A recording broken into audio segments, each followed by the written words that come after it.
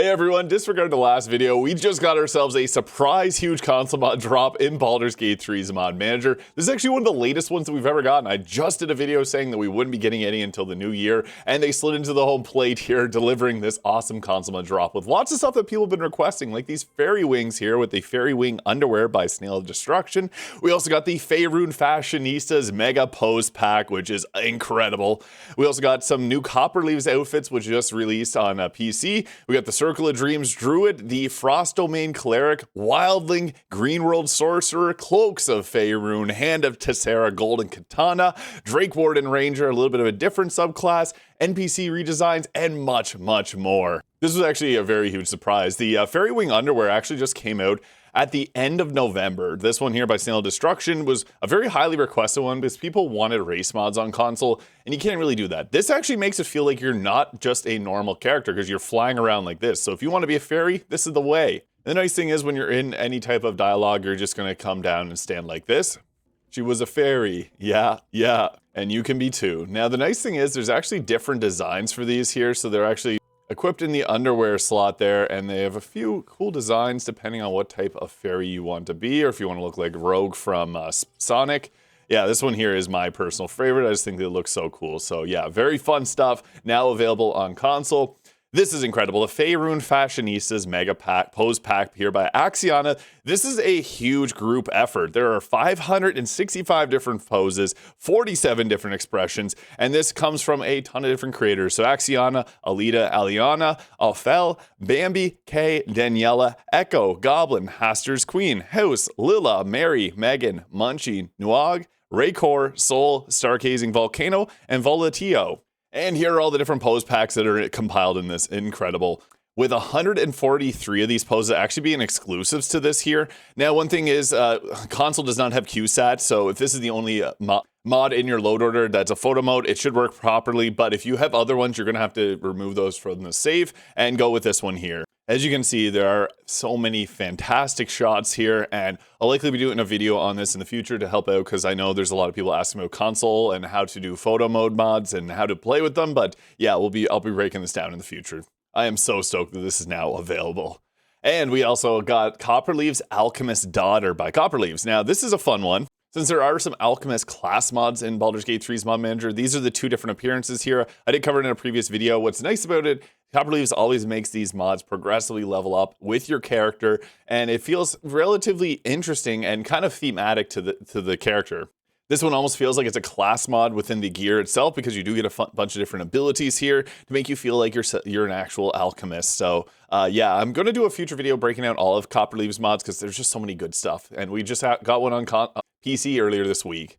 Now, we got the Circle of Dreams Druid by Incognito Burrito here.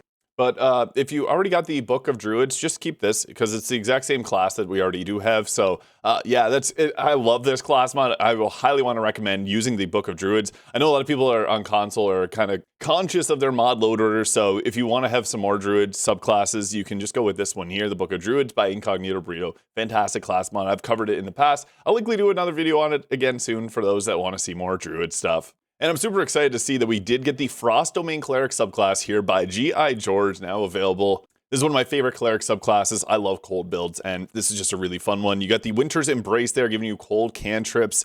You get Odaluk's Freezing Sphere and Wall of Ice, and that's two of my favorite spells in the game. You get a passive where you can fall on ice, and then you get all these fun VFX and icy abilities here. So if you're looking for a fun thematic Cleric to play on your next campaign, check out the Frost Domain Cleric. We also got one based on my favorite Pathfinder subclass, the Sylvan Sorcerer from Pathfinder Kingmaker. This one here by Wildsong XXL is awesome. Now, you may know them for the Wildheart class mod. I've covered this one in the past. This is like a summon-based like Druid attacker.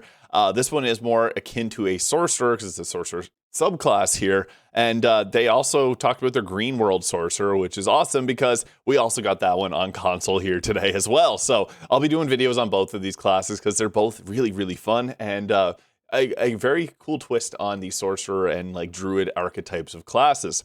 We also got the Cloaks of Faerun here by Pixel and Shamnik. Now, they make a few different mods here that I think are all really great. The Backpack of Faerunian Cloaks here gives you a bunch of different cloaks. Now, the great thing about this is they're all very balanced. So this one can give you like 1 additional slashing damage, 1 additional piercing, doing additional fire, cold, or lightning on your cantrips. +1 to armor class. That's literally stuff we got in the base game. 1 to persuasion. +1 to melee attack rolls. +1 to ranged attack rolls. And you get the idea. Like, nothing too overpowered. You gain an additional reaction, but your mind overloads and you take 4 psychic damage each turn. Very balanced. A reaction is obviously really strong, but taking that extra damage, especially you got the Resonant Stone taking 8 damage, is a lot. This one here, not getting critical hits. Invisibility as a cloak. Wild-shaped Panther and Dilophosaurus for a Druidic cloak. Yeah, this is a really fun one. I highly recommend checking it out because, let's just be honest, there's not many cloaks in the base game, and this just adds some that feel very thematic within the game. I hope that the Enchantments of Faerun comes here soon. They've made a lot of other great mods. Now, this is an exciting one. The Hand of Tessera Golden Katana by Skirby. Now, this is really cool. That's what I got in my character here right now. So these weapons, they look amazing. This reminds me a lot of Millennia's weapon from Elden Ring. I think that's the inspiration there. Just a very large katana and good for beating people up. The best part about this is with all of Skirby's mods, they make them light finesse weapons so you can dual wield them and look badass like you see here. And they have special abilities like the Goddess Word Gravel, Contagion, Flesh Rot. So yeah, kind of themed, you can imagine, but amazing katanas nonetheless. They also don't look crazy on your back. Like, I feel like they fit perfectly on your character, and even more so when you're flying around like a fairy. We also have another Skirby mod coming up a bit later. Now, the Drakewarden Ranger here by Gerald Field is a mod from a year ago, actually, and this gives you a Drake companion, kind of like the Dilophosaurus that I just mentioned here. They got the Drake Breath. It's very well adapted. There is another one that we're waiting on console approval as well. This is what the dragon's going to look like. So it's, again, just like the Dilophosaurus or Alioramus dragons or dinosaurs here. They come in different colors, though. I think they did an awesome job with this one here. So this is awesome that it's now available on console. There is one by Sumer Dagnat that'll hopefully be coming to console as well because they have the actual dragon model sized down, and it's very well done. And so is this one. They're all really great. So we also got NPC redesigns. I know people love these mods, and this one here is for Orin the Red by Azazel. This looks really cool. I think Orin looks perfect like this, and yeah, I'm just as scared. It does change her weapons too. It makes it like dark. The gold goes to black, and I think that looks way better, honestly. Yeah, this just feels like it fits Orin a bit more. The darker colors on the red blade too. And it makes it darker because she used to look like a lobster. So yeah, and it changes her Slayer form as well. But love these redesigns. Happy to see another one on console. Now, we also got a really exciting mod. This is Fade's Assorted Treasure Expansion. This one came out just the end of November. I'm actually surprised to see this one on console, but it is so well done. So basically, similar to what Fade did with the equipment distribution, there's a bunch of items. This one is more on storytelling, so it adds loot to the game to make it feel a bit more thematic. There will be items, different things, and they're going to be adding more to it as you go. It's a lot of different things like the platinum coins, so you can get things that you sell them for 10 gold coins each. This is a work in progress, and they're looking to add 100 items total. Graphic Fade really cooked with this mod. I encourage you to check it out. Very cool storytelling.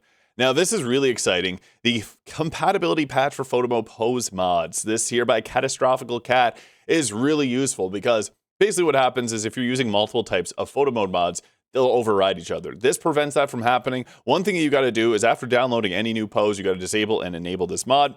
Oddly enough, whenever I boot into my game on PC, I do have to turn this on and off every single time. I am working on mods, so that does cause issues with like mods and things like that. But just a heads up, if you're not getting this to work, it may have to toggle every time you load into the game, but at the very least, every time that you add a new photo mode patch, or pose pack. So yeah, by Catastrophical Cat, so happy to see that. Speaking of cats, ASE Cat Backpack by ACE243. Now, big thank you to ACE. They actually made my cat Hunter here when I covered this back in May. This was really sweet of them. Hunter. So yeah, you can play with my orange cat here, Hunter. Really sweet stuff. This gives a backpack that lets you summon in different cats. So here are the legendary cats. And Cut Cycles, Elba, Mixio, Ernie, and Hunter. So yeah, they're pretty sweet stuff. And if you're a fan of cats, download this. You get a backpack. You get some cats from it. You also have these different gear here. So this one gives you the Sneaky Khajiit, gives you Elba, the Feline Stealth, and a few other abilities. So awesome stuff. We also got the Path of the Dreamer 1 by Morrigan_Tav. They've taken some really good shots. I'll let their work speak for you. If you're playing with your significant other and you want to do some really nice shots with them, this is one of the greatest mods to do it with. There's a lot of amazing photo mode mods coming out to console lately. And I can't show off all the shots there, but you get the idea. A lot of great ones for if you're doing anything with your friends or significant other, whatever. Night Orchid's Grace, Shadowheart exclusive buff here by Juno is playing. Kind of cute mod. So basically, if you give Shadowheart a Night Orchid, she gets a buff called the Cherished Gift, giving a 1d6 bonus to attack rolls, ability checks, and saving throws until the next long rest. I think this is sweet, and yeah, definitely worth it if you're a Shadowheart fan. We also got Gnome More Clipping here by Kelosina. This basically makes it so the gnomes, certain hairstyles will clip through their face. This just adjusts them so the hair goes like a little bit further away from their face so you don't have that awkward clipping. There's a lot of things in the game that does clip. You can see that there. This is actually a modded hairstyle here. It's like the Demon Slayers, K-pop Demon Slayers hairstyle. But yeah, it just ends up fixing a lot of the issues with certain hairstyles. So very nice if you're a fan of gnomes. And also we got the Iron Throne Rescue Extended mod here by Swiss Fred. Basically, what this does is extends the round timer whenever you're in the Iron Throne, because let's just face it is a little bit challenging at times, and sometimes you just want to play games with mods and not have to stress out over certain quest lines. This mod's for you. We also got the Kanshou and Bakuya Yin Yang Swords by Skirby here. Now, unfortunately, these ones weren't showing up for me, so I'll just have to show what's popping up here. These swords are cool. I actually did cover them in the past. I really like the carbon fiber-esque look on that blade there.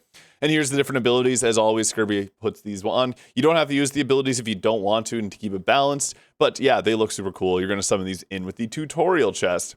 Next up, we got barrel tweaks here by X-Aeon. So this allows you to pick up barrels by default, like smoke powder barrels. And for all barrels, instead of just defaulting to attack. So instead of just clicking them and blowing them up, you'll now actually pick them up like normal. Adds tooltip damage to the barrels and allows the player to extract components from a barrel into lighter items. So yeah, target barrels no longer default attack, so you don't accidentally blow them up, and then adds missing tooltip damage and allows extracting smoke powder satchels from it. Pretty cool stuff. I think this is a really nice change, and always happy to see more X-Aeon mods. We also got the features from D&D 5e Planescape optional adjust here by Bib Cordy-san. I actually highly recommend this mod. It adds a lot of really great stuff, new feats, new items, a lot of stuff, and this just makes a slight change and optional adjustments and nerfs for this mod. So you may want this if you are really into this mod and you want to have some more balance. It just makes things like their spells become a concentration for the warp sense, and then it changes how it just makes them a little bit weaker or cost more, so it's a bit more balanced. We also got Tutorial Exit here by Swiss Fred. There's been a variety of different mods like this. Every single game that has a modding community has these that skip the tutorial. Divinity Original Sin 2 has one, and now Baldur's Gate 3 has another. Pretty cool stuff. We also got the Rat of Holding by Xiphias Rex and Morgana Evelyn. This gives you a rat to hold stuff in. You put stuff in, it makes them weigh nothing, and you can give them dies. So if you want to have some rats around your camp, now you can. And last off, we got ourselves a cheat mod with the 5 times XP here by Oda Shikon Obu. This just gives you 5 times the amount of experience. Pretty straightforward stuff. Honestly, guys, this was a pretty good console mod drop. I apologize. They literally released this after I did my video, funny enough. So, yeah, it's here now. Let me know your thoughts in the comments. Hit the subscribe if you enjoyed, and we'll see you in the next one.